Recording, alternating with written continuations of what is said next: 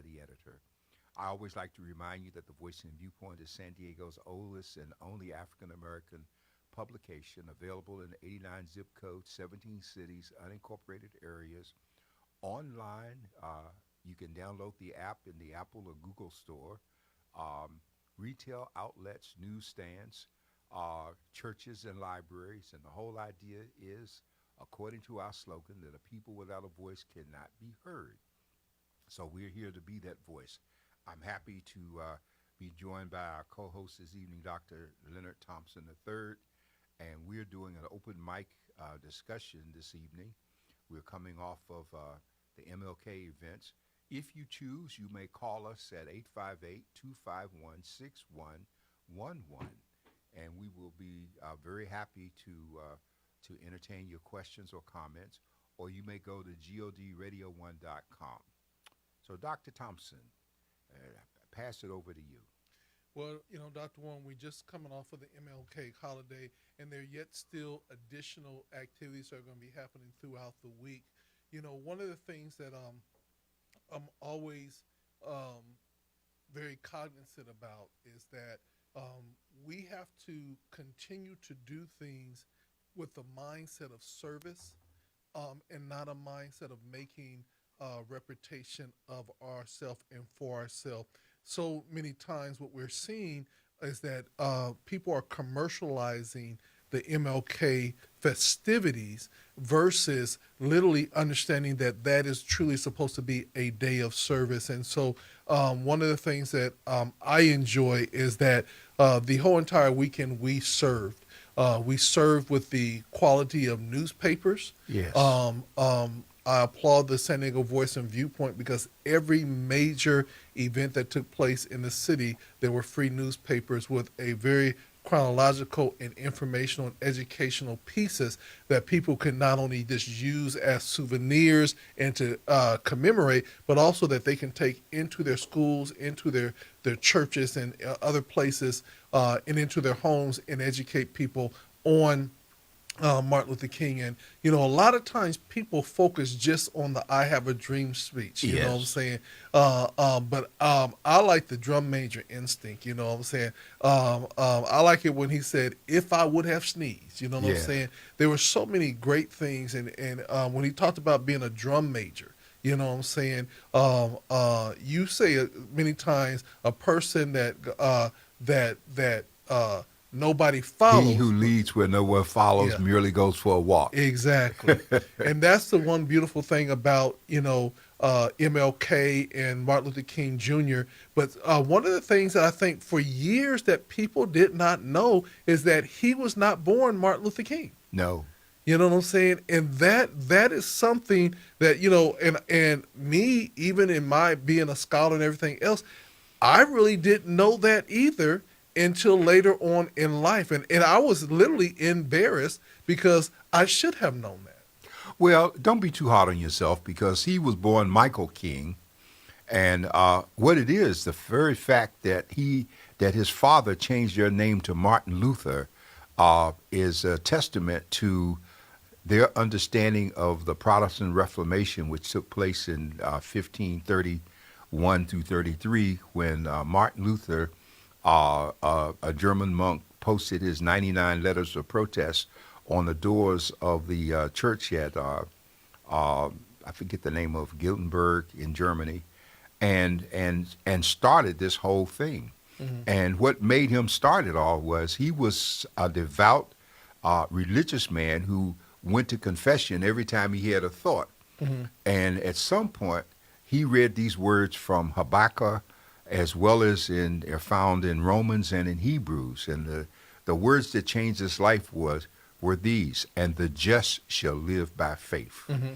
And when he understood that it was not by works, but by faith. Mm-hmm. And so then we have King, father being a minister, who understood that it was not about the significance of what took place. Mm-hmm. And for them to change the name, I just found that profound, because he had no idea when they changed his name of what life was going to be and what he was going to do. And yet he has had as much, if not more, impact than Martin Luther himself did. And Martin Luther was persecuted.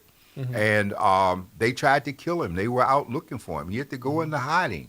He didn't have an easy life, Yeah. but because of him, we broke off from the Roman Catholic Church, and we had the Calvinists and all of these other entities. You know, the Protestant whole Protestant Reformation, as it was called, Protestant Reform, breaking away from the Pope, setting in tone the faith that so many of us share today. And so I think that is just phenomenal. And I didn't mean to give you all of that, but, Yeah, but- the whole idea is, most of us didn't know, Mm-hmm. that was the case. Yeah. Yeah. Yeah, and another point that I don't think a lot of people knew or remembered is that Martin Luther King's mother was actually killed in church while she was playing the piano. Playing the piano.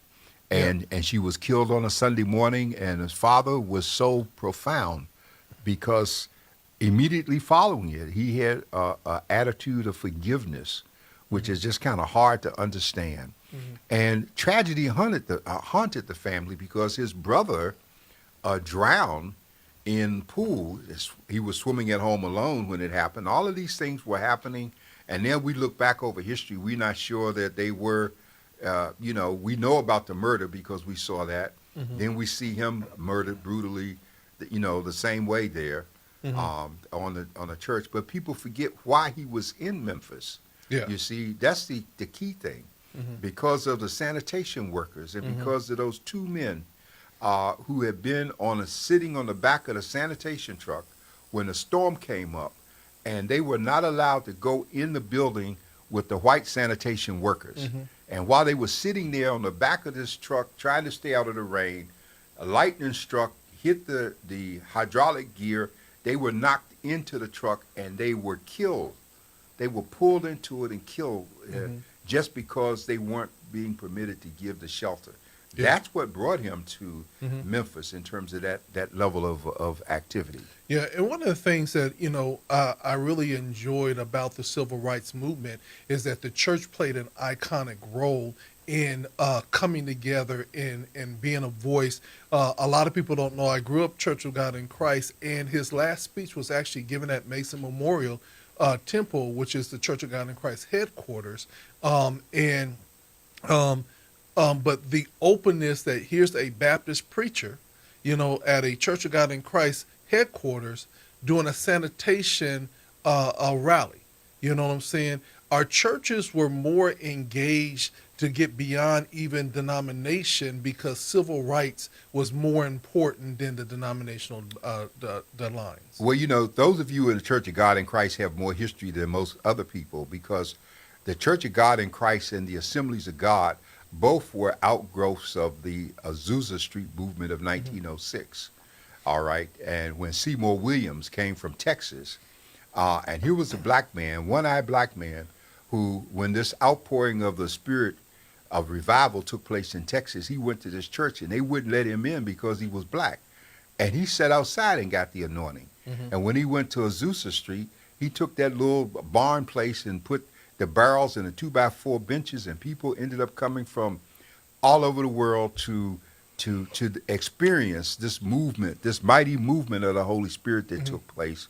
And it's so ironic that out of that comes two divisions we have today, the Assemblies of God, the Church of God in Christ. Yeah. But they all come from this same outpouring that took place. Yeah, and this even in the history, a lot of people don't realize is that there was the Baptist church, and out of the Baptist church came the Church of God, and then out of the Church of God became the Church of God in Christ. And the Assemblies of God actually broke off because they did not want to be ordained by black ministers. Right. And so the Assemblies of God formed so that they can white ministers could ordain themselves versus being ordained by a black organization.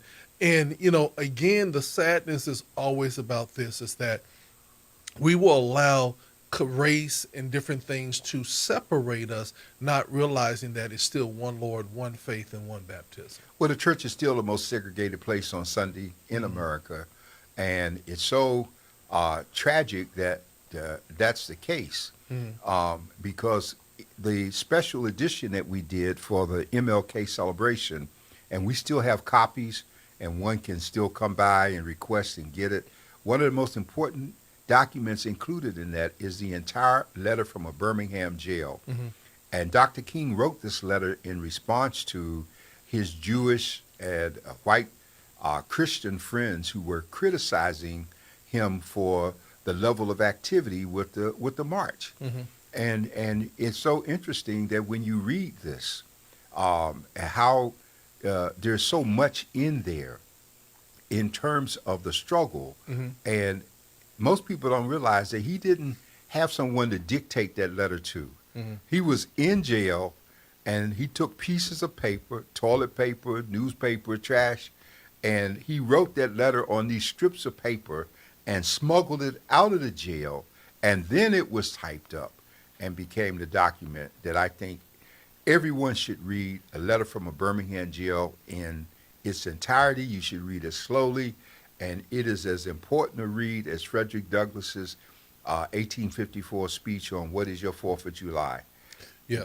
And one of the things about it is that the importance of power of reading and the power of writing and the power of the pen. And that's why the black press has been such an iconic portion of the movement, and consistently today to tell the story. A lot of times we like to, in this generation, we do quick writes. You know, we put it on social media, we'll say certain things, but they can blank out social media. But once you put it to pen to paper and you create a document, many times it's so very hard to get rid of that document or even to lose that document. They have to literally physically go and try to stop it. They just can't block you with Right. the stop of a pen. Right. I think you're so right. So we're still in the celebrations of Dr. King. Monday was his official birthday holiday. Mm-hmm. This is the second year for the city of San Diego. Last year, the mayor did an executive order. The council had voted on it, a proclamation really, that allowed the city to pay city employees for the holiday Mm-hmm. because it's a federal holiday, and so there was no provision. And I remember they signed the document. He and all the members of the council signed that document at the George Stevens Senior Resource Center Yeah. during their celebration of the King holiday. Mm-hmm. And so Dr. King is still the only civilian in the history of this country to have a national holiday, Mm-hmm. to have a statue on the mall, Mm-hmm. okay, and to have the recognition that he has in spite of all of the struggle. Now, there are statues of black people in other places, like Washington, D.C. on Capitol Hill and the Lincoln Park. There's a statue of Mary McLeod Bethune at the far end of the park, the east end, while there's a statue of Lincoln at the other end with the slaves kneeling beside him. That many black people raised money and helped put that statue there. But King we're celebrating, and tomorrow the San Diego Rotary Club will have its Martin Luther King celebration, since they meet every Thursday and they're just coming back. And the community choir is going to sing there. Yeah. And we are putting that paper again on the seats of all 150 seats as we did there. We did some 1,200 for the Jackie Robinson breakfast. You and I were recognized on the Midway. We did 150 for that. We gave them to the libraries, churches, and we just wanted people to have this document to hold on to, because more than ever we need to be reminded of who we are and where we come from. Yeah. One of the things that I did enjoy, you know, with all the things and all the festivities that we had to do, we did have to take time and take a break to sojourn to the Midway for the first time that they ever had a dinner for the MLK. They were celebrating their 10th anniversary of the diversity and inclusion group at the USS Midway, and I believe that they did a tremendous job. I'm humbled not only to be able to receive an award on the same platform that you received a award, but I'm humbled that we were together being honored by the Midway. Well, you know, and it was a very special occasion, Dr. Thompson, for us to get that award there. As I shared with the people that night in my remarks, I remember 25 years ago, and it's the 20th anniversary of the Midway being here, but I remember 25 years ago in the Santa Fe train station, there was a model of the Midway in a glass case. Mhm. And there was discussion about bringing this ship to San Diego. Mhm. And when traveling through the train station, I used to stop and look at that and say, where in the world would they put that ship? I had visions of them putting it the long way across the harbor, taking up a whole bunch of space. I never thought that they could back it in the way it Mhm. now sits and not take up the rest of the harbor space. Yeah. Okay, but that it did happen, and we weren't involved in that, and it Mhm. was the people like Pierre Fraser and Peggy Cooper and those people from the community who got involved with the ship that led to a diversity committee that led to getting us to do that experience of being within on this ship. Mhm. And I like to remind people that one of the special things about the Midway is that Admiral Chambers, is it Chambers, Mhm. Admiral Chambers was the first black man to command an aircraft carrier during the Vietnam War, and the carrier he commanded was the Midway. And one of the most significant things about that was that when America was pulling out of Vietnam, that Admiral Chamber and the people were trying, just like we saw in Afghanistan when they were hanging onto the planes, those who had supported Americans trying to leave and were being left behind. Mhm. Admiral Chambers pushed the aircraft that were on the flight deck over the side and made room on the deck for the people so that he could take those people to safety. And that's just the kind of history of where we stood. And so I would encourage, it's one of the most visited sites in San Diego. I Mhm. think at least 1 million people a year Yes. go there, and the people who are the docents on the Midway, many of them are guys who served on the ship Mhm. in their youth, because most of them, the general that was there, I understand that a lot of the ships that the people manning our ships today are under 25. Yeah. These young people, Mhm. and they're making, and they often are unsung heroes Mhm. because we don't realize that when you walk on that ship and you see the pictures and everything, it's just kids Yeah. that were operating this thing, and Yeah. that brought us through all of that took place. So it was special for you and I both to be there, Mhm. and it was special in terms of the breakfast honoring for the 39th year the Jackie Robinson YMCA. But before we go there, I want to stay with the Midway just to say one of the things that made the Midway very, very special for me is that when I was in junior high school, I had a teacher, a woodshop teacher, and I became a very good student at woodshop. So by the time I got into the 8th grade, I was actually one of the teacher's aides that taught other people how to do and use the different machinery and everything in woodshop. And there were certain machines that only the teacher could use, or those people that he trusted to be able to do this high quality work. Well, one of the things that he did is he decided to make these wooden cannons, big wooden cannons, and he and for one of his houses, and he was handcrafting, he putting the wood together and then whittling it out. And so one day he's telling me, he said, yeah, he said, I'm putting it in my house, as symbolic of uh, the Battle of the Midway. Yes. And I said, okay. Come to find out that he was on the Battle of the Midway, and he was stationed on the ship, and he was one that fought at the Battle of the Midway. And some years as I was a senior in high school, I get a call from him, and it said the movie is coming out, Yes, it is out and too. he said, and I want you to be my guest. Wow. And I got there not knowing that the senators and all these amazing people were going to be there. And he said, this was one of my best students, and he helped me do these cannons, and he needed to be here to see this. So at a very young age, I was attached to the Midway by somebody that actually was in the battle, and then to find out the history of an African American. Right. And we got to actually meet the commander. And Yeah, he Admiral actually, Chambers. Yeah, We had a yeah. breakfast here for him. Yeah, and he also came to the gospel aboard the Midway. He sure did. And so this full circle of us now being honored by an organization that we have been serving for many, many years and this the connectedness of family was just really special. And let's not let people forget that God Radio won what? How many? 10 years? You do the gospel on the Midway every summer. Yeah, Okay, on that flight deck, which hmm is so important.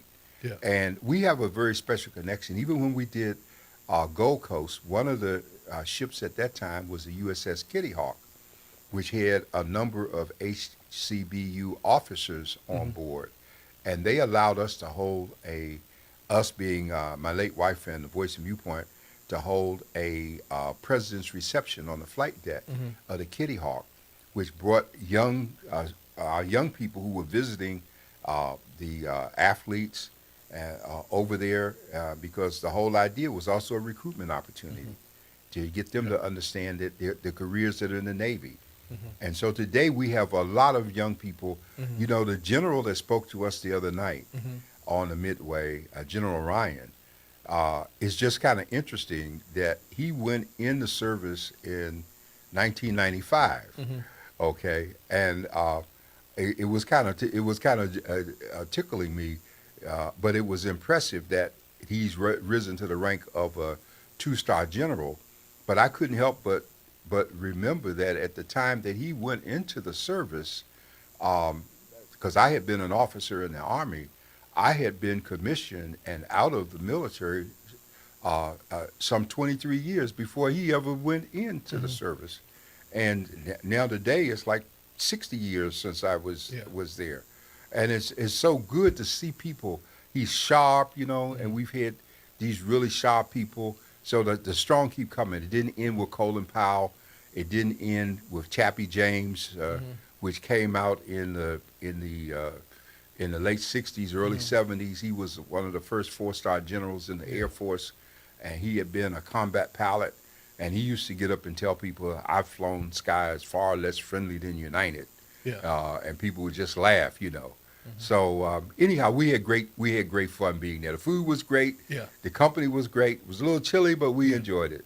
Yeah, and then the very next day, you were up bright and early, and this is a thing, and sometimes I get emotional about this, but a lot of times we have to really understand the history of our community, but also the reach of our community, because lots of people only see you as the publisher, the owner of the San Diego Voice and Viewpoint, and they don't know the many layers of careers and things that you've been a part of.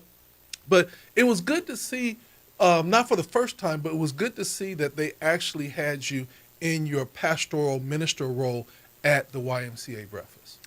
Well, and I was honored to bring the invocation and the benediction for that 39th breakfast.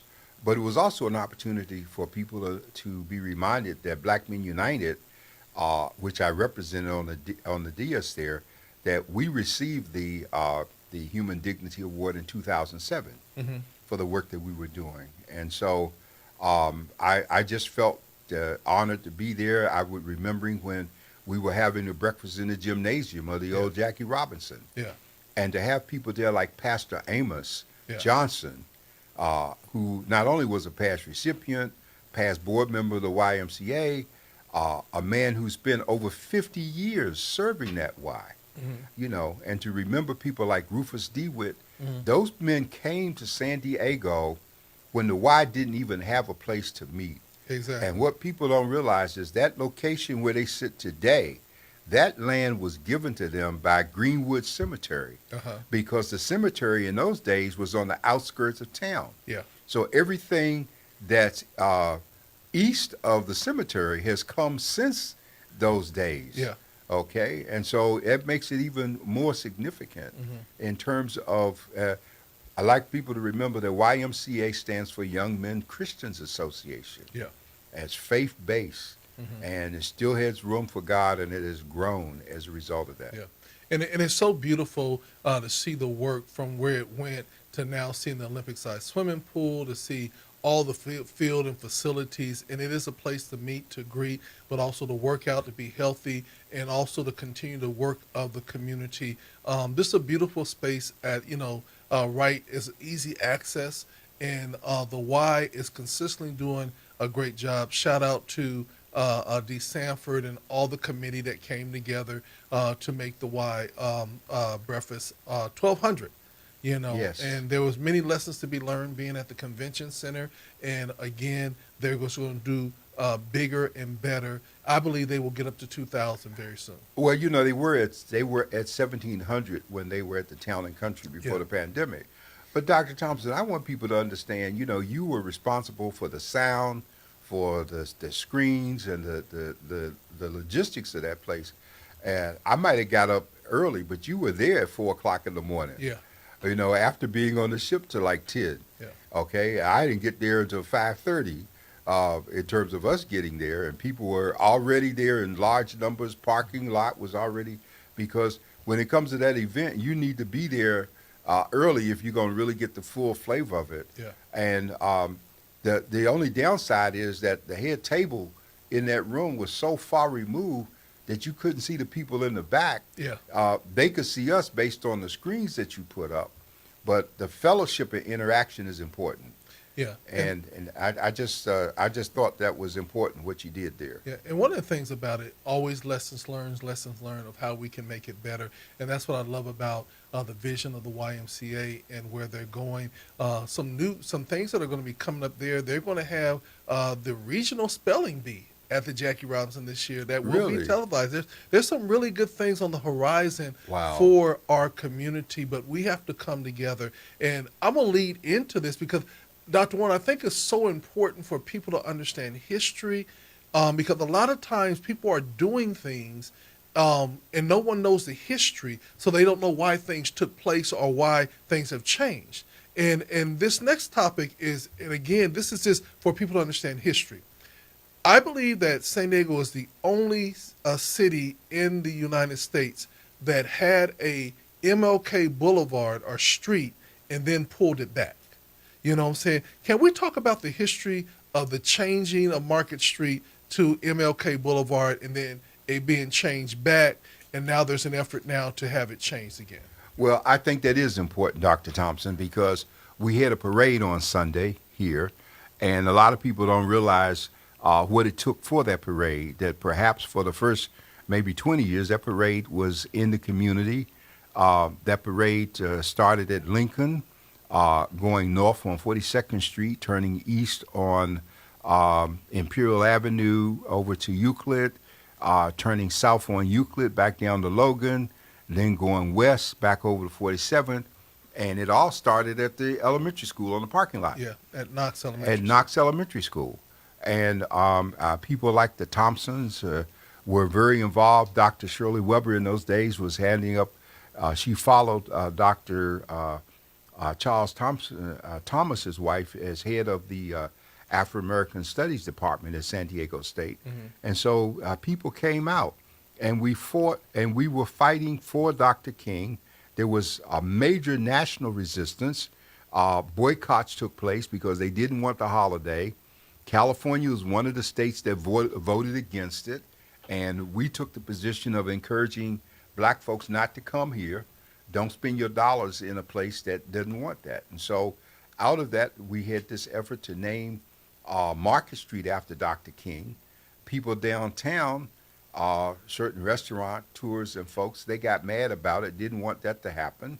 So even though we were at the point of a vote, they did I believe they did a proposition and voted to recall and to do away with that. Mm-hmm. Then we thought of naming the convention center was just being built, and there was resistance to that, and they ended up coming across Harbor Drive where that sidewalk is and naming that promenade, the Martin Luther King Promenade, which many of us thought was an insult Mm-hmm. to do. And from there we go to Highway 94, which runs from downtown to Lemon Grove area and calling that Martin Luther King Freeway. Didn't want to name the whole street after him. And then when we did get the national holiday, we were successful because before that we had fought to move the parade downtown on Broadway, because in those days any parade that was credible in a community was on Main Street or Broadway. That's why we went downtown. That was at the time that the city put all the money into developing Horton Plaza as a shopping area. And then those merchants were afraid of having all these black people lead a parade and come into the mall. And so then they moved it to Harbor Drive.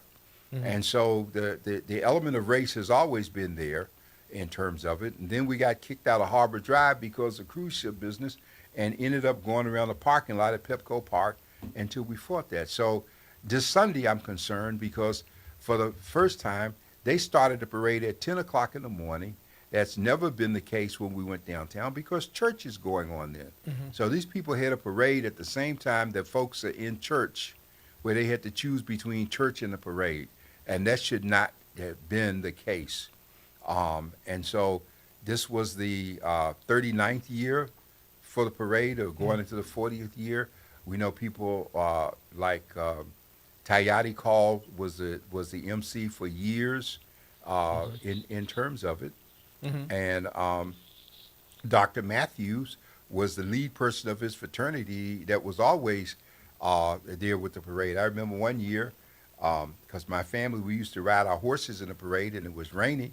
And I went up to him. I had brought my horses there, and I said, "Are we having a parade?" And he said, "It rains on the parade, not in the parade." So a lot of history. Yeah. And I'm glad people turned out Sunday. I'm glad that we have a new generation, but we don't want to lose the history. That's why we did the timeline. That's why we did all of the things we put in the special issue, because we know that there is California recently passed a law to block the banning of books, which is going on in other places as close as Temecula. We're in a court battle with them because they want to ban books. Well, but let's, the reason why I wanted to go back just to the naming piece, because there's so much history. I remember when the MLK parade went down Skyline. Yes. Imperial, all the different spots. But going back to the naming of the street, there's an effort now being put forward to, for lack of better words, rename the street. And I think that one of the things that the city has done is they're also now doing, I think they're calling honorary streets. Whereas, so let's talk about that, and also the ability and what it's going to take to rename a street. Well, first of all, we still have people who don't believe in doing their homework. The person trying to do all of this street naming stuff, I think the greater tribute to Dr. King is not renaming streets and sidewalks and all of that, but how about living out the message of the dream? That's the real thing to him. In 1957, when he did the speech in May of 57, "Give me the ballot, and I'll elect the people and the judges and all those people that we need to bring justice and fairness to us," quoting from Amos 5 when he says, "Let judgment run down like water and justice like a mighty stream." We haven't reached the point where we understand the meaning of that. So we don't need a street, an honorary Martin Luther King street. We need to honor him by doing what he died for. He died for us to have the right to vote. We got people singing "We Shall Overcome" but won't register to vote. We got people still trying to figure out how to say Martin Luther King instead of Martin Luther King. We don't have any excuses for these things. So we don't want superficial. Let's be substantive. It has some depth to what we do. And we still got some folks who haven't done their homework, don't know what's going on, running around, stirring things up. How are you going to talk about Dr. King and his dream when you got people in this community that you don't respect, you won't talk to, you don't honor, and then you're going to try to honor the man, but you're going to ignore the God-given Christian aspect, which was the very foundation of who he was and what he did. Yeah, and then the thing about it, a lot of times as a community, I think that we have to have real conversations about, what makes sense and what doesn't make sense. I know that we have a Martin Luther King Park that's on Skyline, right? Would it make more sense to look at the Skyline Street as a street that we name MLK, since there's an MLK Park there? Me personally, I like Imperial because Imperial goes all the way from downtown all the way to a whole nother city, if you will. So I always think that when we begin to use resources and use our talents to make statements it has to be something more than just symbolic. It has to be something that is going to consistently resonate with our community and to grow us. Again, there's symbolic things, but will it grow us to make us better? You know what I'm saying? And when we put money or we put our time and we put our energy into it, we have to now look at our children. And we have to say to how do we impact our children to this day? Right. Because right now the impact of our children not being aware of history, and that's why I want to talk about, when we talk about the naming of the streets and what has happened in the past, it's so important because if they don't understand the past, they won't know how to go to the future. It's even in a sense like everybody who went to Lincoln High School, they're proud Hornets, right? But a lot of people don't know that there's a plan to move downtown all the way to the 805 freeway. So all the property that people are getting rid of or whatever, or thinking they're in a bad community, they don't realize that downtown has a plan to come all the way to the 805 freeway. People don't understand that Lincoln is not a bad school. It's an exceptional school, but it's on great land. And so although people say this and that, it is the land that people really want, because from the second floor, you see all the way to the bay. Well, the new Lincoln was never built for the community that thought it was built for them. Yeah. That whole complex, the way it's divided and subdivided and it's set up. I was a school board member for many years, and I was responsible for all of the school buildings in Washington, D.C. And one of the things that I learned in terms of capital improvements is that in the days when schools were overcrowded, by the time we went through the process to build a new school, when we started building the school, the kids that we wanted to build a school for had already graduated and they were gone. So we had brand new buildings sitting empty. Lincoln is like that. It's not fully used. And I appreciate the Hornets and the people who have a sense of historical attachment to it. But at the same time, it's not the same school that it was. Exactly. Neither, it's just different in terms of people. The community has changed. Yeah. But let's be, and this is the thing that I always will share with people.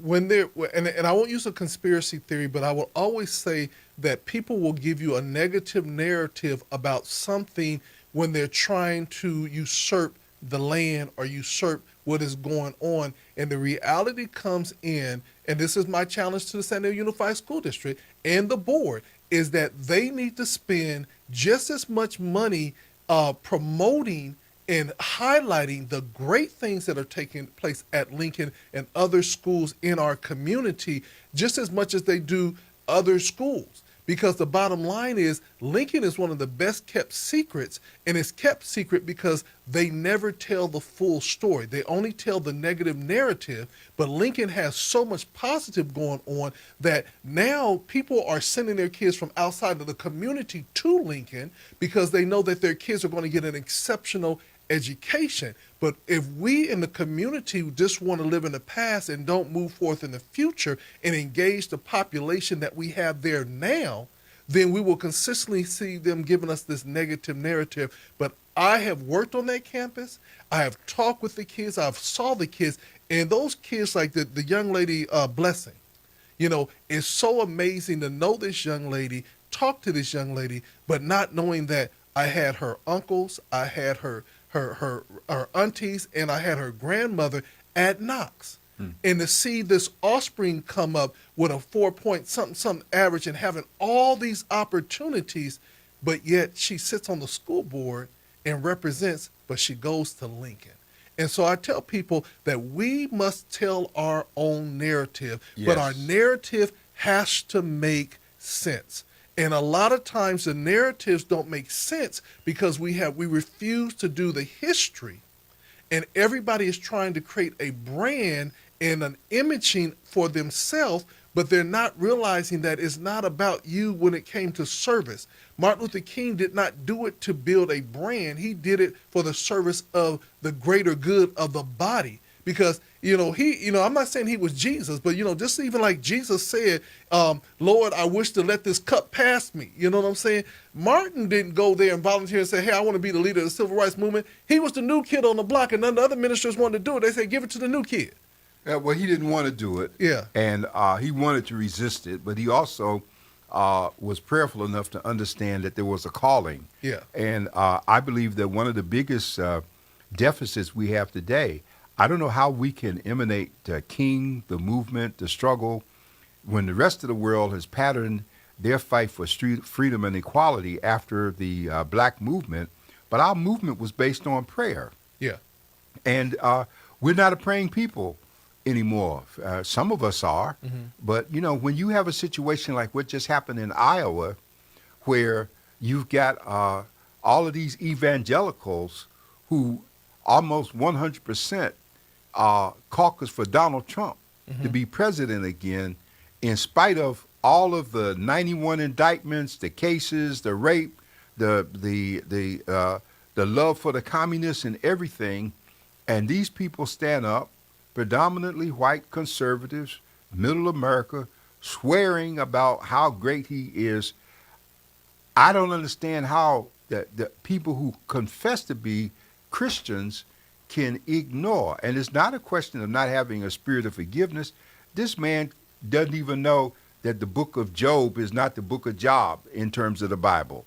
Doesn't read the Bible, doesn't know the word, doesn't have any concern for it. And we are told to pray for leaders. We are not told to join them in their madness and their wickedness. We are told to pray for people. We're told in Ephesians that we don't wrestle against flesh and blood, but principalities, spiritual wickedness in high places, the rulers of the darkness of this world. And this man is a representation. And we got black people supporting him.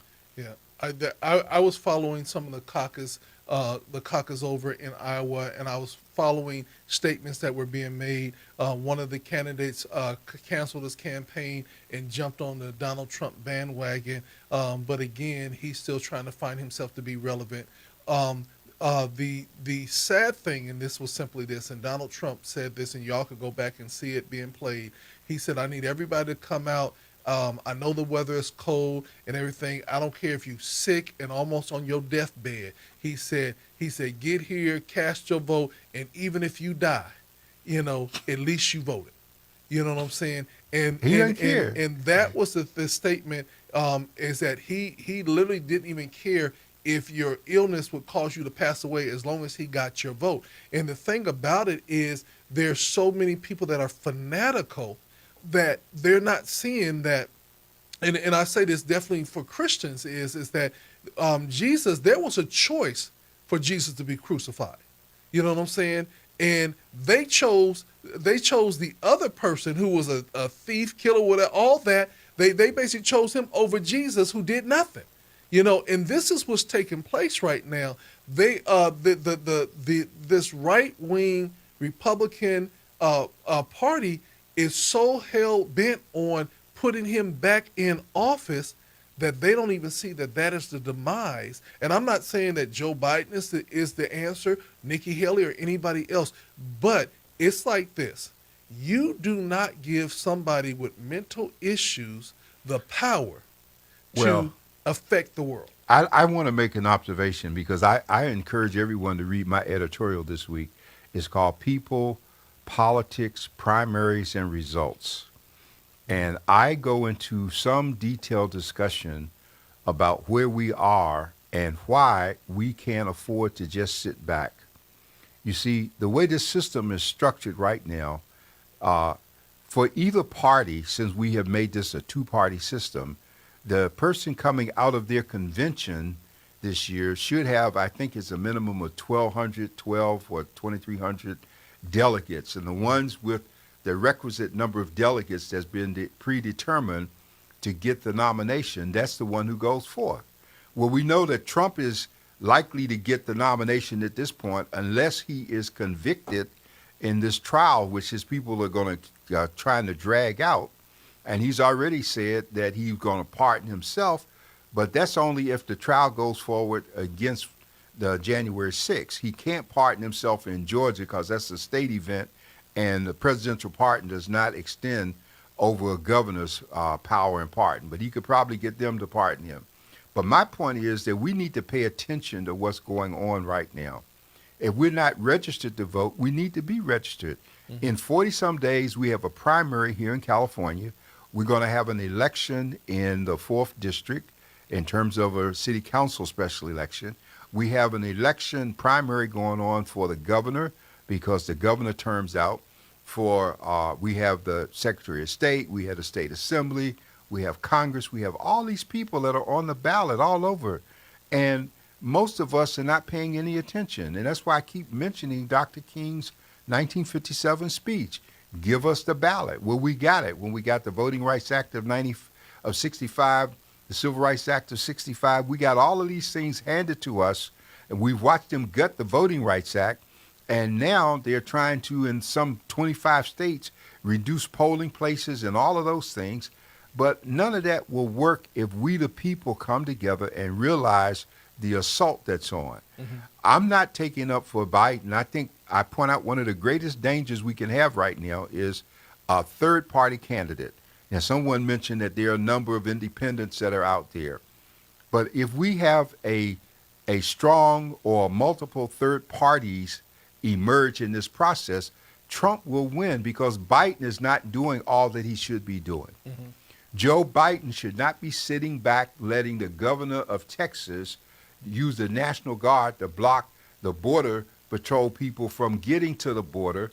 All he has to do is look back in history and see that Eisenhower, when that happened with the Little Rock students, and he federalized the National Guard and made them guard the very students that they would have been there to try and block.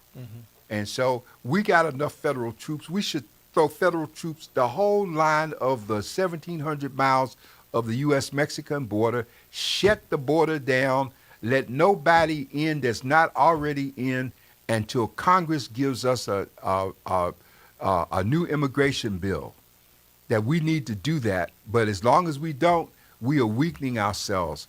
And we need to deal with the fact that the Republican Party no longer cares about America as a nation. We're willing to let Ukraine go down to Putin. Putin's declaring that he's going to take it. And Biden, and I mean, Trump is in Putin's pocket. He thinks that's his buddy. And all of these things. And if that happens, it won't be long before the Russian war will come here. And you and I know from being students of the Bible and reading Ezekiel that Russia is going to rise again. And all of this is going according to biblical prophecy. Yeah. And so I'm concerned that we're not doing anything. There's no reason Biden should be sitting there quietly. We're friends with Israel, and therefore we're not going to say anything about the extermination that's going on in terms of Gaza. Yeah. Okay? It should not be. We should not be allowing anyone to die and be killed the way people are being killed. Yeah. Okay? Yeah. And the whole sense of starvation, famine, disease, and things of that nature, and nowhere for them to go. And that's the sad point. It would be different if there were different places that they can come out, the people that are not a part of the conflict that just lived in Gaza, and they had ways of escaping the war, but they have literally huddled them, millions of people, into a certain area, but yet and still there's no safety. So some people said, I would rather go back where they're blowing things up and try to survive there than to die here in famine with everybody else. It's kind of like what happened when the people came out of Egypt, right? In the desert, they wanted to go back to Egypt, even though they know they were making bricks without straws. You know, Yeah. Gaza is the size of the 2 times the size of Washington, D.C., which is 10 square miles. Gaza is about 20 square miles. 2 million people were packed into it. Over 20,000 people have died in terms of being there.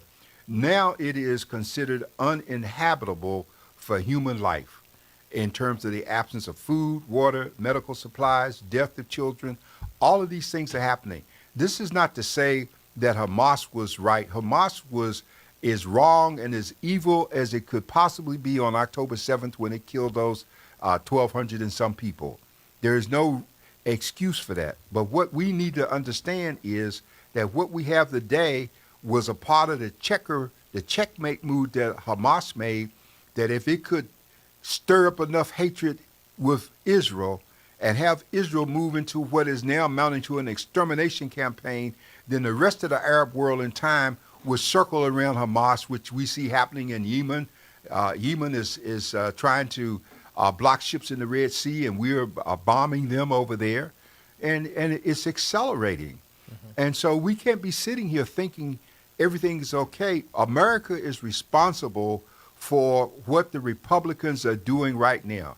If you really care about this country beyond racism, because racism is the underlying principle of what's going on right now. Trump is being put up there because he personifies what racists are concerned about. They don't want the browning or the blackening or the yellowing of America. And America is not, what do you mean make it great again? It's already been great. Yeah. They mean make it racist again. That's what they really want to see happen. And, and the sad thing about it is, what even our racist population do not understand about Trump is that Trump is not, in my opinion, Trump is not a racist. In my opinion, Trump is an opportunist. And anybody who will agree with Trump, then they're on his team. So you could be a racist, you could be a pedophile, you could be whatever you want to be. As long as you're on his team, he is going to support you. So what we're really doing is putting somebody in position that will take every horrible aspect of communities as long as you agree with him. You know what I'm saying? Well, this is what you're on target there. Trump is only the personification of the element needed for the movement that's underway in America.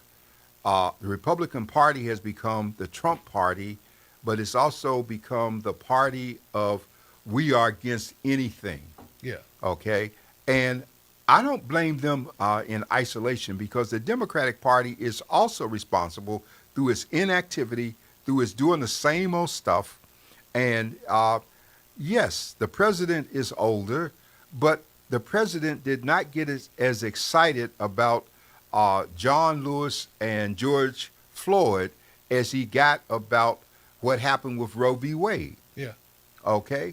And so to tell me that he's going to Mother Emanuel Church to talk to black folks down there, this is not 4 years ago when, the South Carolina congressman opened the door for him to become president. Yeah. He's not doing all that he could for our concerns. Yeah. Okay? And I'm very concerned about that. And we're stuck with the lesser of two evils at this point. Do we have a crazy fool like Trump, or do we have somebody who is not going to do all they can like Biden? Well, one of the things that was really funny is Nikki Haley said, and do we really want two 80-year-old presidents, two 80-year-old men being our only choices to lead our country? Here's the thing that I would say in hindsight and foresight, and that is simply this. The speech, give us the ballot. Right. I want to encourage people to read it, to really see what it meant. Understanding that African Americans, Latinos, and other people of color outnumber every racist that can be out there. There's no election that can be won if we come on one accord.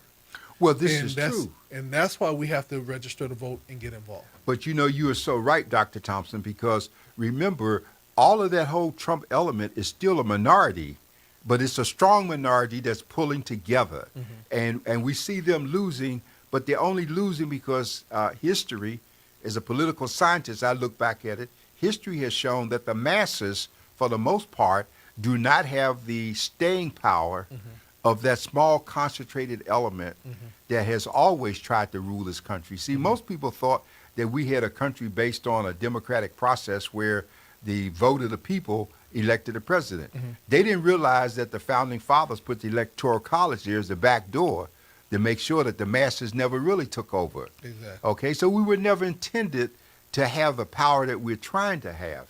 And as one person just said, that we can't stop the black browning and the yelling of America. People are coming times have changed, but this border thing has to stop. Last month we had over 300,000 people. That's more than the population of a small state. Yeah. Just coming into us, and they're coming from all over the world. There's security factors with them. They're Iranian, Russians, and all kinds of folks are coming here. We don't know what they're bringing in terms of smart bombs and terrorism and the whole bit. And we just sitting back, refusing to act. Yeah. Refusing to act. The American people need to see a demonstrative act on the part of the president. Stop telling us we can't do nothing about the border because the Republicans won't come to the table. Shut the damn border down. Put the troops there. Stop it. And then we can get someplace. Well, one of the things, just like we shut down with the pandemic to reset and to be able to fight off the pandemic, at this point, we have to reset our cities and our states. We are ill-equipped to take that many people into the United States on a consistent basis. And so until they have border reform and immigration reform, they have to shut it down and do the work. And if we won't do the work, then the reality comes in is that we are literally allowing the divide to come in. And this is not personal, because a lot of times when people talk about the border, they only think of Latino population. But there's the Haitians that are there. There are the Asians that are there. There are people from all over the world at these border cross points trying to come in and being a part of the United States, looking for a better life or looking to connect with their family. The reality comes in is that we must have immigration reform, and just shutting down the borders with no game plan after that, with no security after that, all we're going to do is consistently have people trying to rush through, do what they do, the bombard, where they run, and as many people try to get through. And so you have to now occupy your military trying to secure the border, whereas you could literally to say this is going to be the process and we're going to be done with it. Well, let's look at the two major issues here, because I'm preparing a major piece on the color of immigration. The last time we had an immigration bill, I think, was 1986. Here's the two major issues today. There are 8 million people in this country illegally that are looking for a pathway to citizenship. Mm-hmm. The Dreamers and all of these folks. Mm-hmm. The Republicans folks says we're not going to do what we did in 86 when we blanketed everybody who was already here and just gave them citizenship. Mm-hmm. They're not going to do that because their numbers are, the people are everywhere. They're not just going to be in the border towns. They're filtering all over the country. Mm-hmm. And white folks in particular are scared in terms of what's happening. Mm-hmm. But yet we had immigration before. In the 60s, we had a Bracero program, which mm-hmm. allowed migrants to come in, pick fruit, do the agriculture, take their money, and go back home. We still have mm-hmm. such programs today. Mm-hmm. Okay? The Democrats don't want to act. I'm not putting it all on Republicans because they're worried about the ballot and are we going to lose votes? The reality is that even the Latino community is not uniform. The Spanish-speaking Latinos that are in Florida, who, if you look at it, the Latinos are the only ethnic group in America that is both Hispanic and non-white and white Latinos. Mm-hmm. And the white Latinos are designated that way because they are the direct descendants of the Spaniards without the integration and the mixture with the Indians that give us the Chicanos and the others that we have today. Mm-hmm. And so we have taken steps before. In 1877, we did the Chinese Exclusion Act. Mm-hmm. And we had the railroads built. We didn't need more Chinese. We didn't need any more laundries or little Chinese carryouts, so we locked them out for the longest period of time. So we need to take some strong action. We know there are going to be some friends and relatives that are going to be locked out, but we need to take action. And we as people, African Americans in particular, are affected. Like the Haitians were standing there at the border for 3 years based on the earthquake, and the Ukrainians were allowed to come right past them on special probation and all kind of waivers to get into the country and leave them out there waiting. Mm-hmm. And we have to put an end to this. This is racism. This is racism. Mm-hmm. And we need to be concerned about it and not be worried about who's going to get mad that we call it what it is. Yeah, and the thing about it is that as we are humanitarian country and always try to help. The bottom line is we can help no one if we can't help ourselves. That's And true. so, with that being said, Dr. Warren, believe it or not, we are at the end of our show for the night. So much is coming up in the near future. Just want to say and stop and let everybody know that we are still planning and on schedule for the Voice and Viewpoint Gala. Could you just give them a little tidbit and how they can get their tickets? Well, let me just put one caveat here because I know there's always people waiting to pick at what you say. I wanted to be understood that there are some very good and decent people in this country that are a part of every ethnic group that we mention or talk about. And we certainly have seen the whites come out and through the George Floyd, the pandemic, and so many times when we hear police violence, there were more whites that stood out there helping in the protest than there were blacks because justice does not have a color. It's very important. And like Dr. King talked about judgment like water and righteousness, the mighty stream. So we want to kill anybody who wants to pick apart what we're saying and try to make it an issue of race. It's an issue of do we survive as a nation? And Dr. King said that either we come together in unity or we perish together as fools. Okay? We need to be so that we don't want to perish and we want to be more conscious of the battle that we're in for our own survival and the survival of our families and loved ones. The gala is 2 weeks away. You can go to Eventbrite. You can check it out and get your tickets. They're only $95 if you buy them through the office or come in. If you do it on Eventbrite, they're $103, the cheapest tickets you ever find. The number of seats are limited. It's a black tie with an optional dress code for suit and tie. And when it's sold out, just like biscuit grits and like the years before, there will be no additional seats made available. So if you're thinking about it, it's almost 3/4 sold at this point. If you're thinking about it, you need to get on it and get there and not think to wait to the last minute. There will be no sales at the door. Yeah.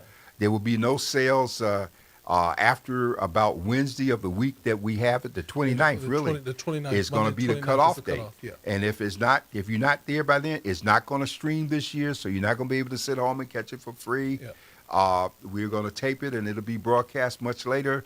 And so these are just some of the key points, and we invite you to come out and be a part of this. It's an important part of our culture and our history and what we do here. And one of the last things I want to say is that it is a black tie affair, so we're encouraging and also requiring every man to wear a dark suit. It could be with a tie or a bow tie, but we're going to bring back and continue to push for the elegance of what we call the gala. It will have entertainment and always, like we always say, the ladies always come. Ladies are always Yeah. fabulous. Yeah, it's the guys that don't know how to dress. It's the guys that we're now challenging, and and our guys got style, but now the thing is that now we're saying that this is going to be a consistent event that you're going to consistently see, and it's going to be hot, more and more and more elegant each and every year. With that being said, Dr. Warren, any final words? I'd just like you to know that the whole concept of a gala was started by Voice and Viewpoint, and it's not a dinner party. It's all the elegance that we're going to bring to it, and we invite you to get in touch and get involved.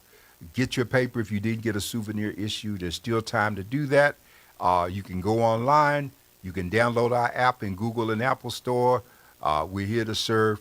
And remember, people without a voice cannot be heard, and we're here to be that voice. With that being said, we ask that you all have a wonderful night. Continue to tune in to GOD Radio and the Wake Up Morning Show in the morning. If God said the same, we'll see you then. Be blessed.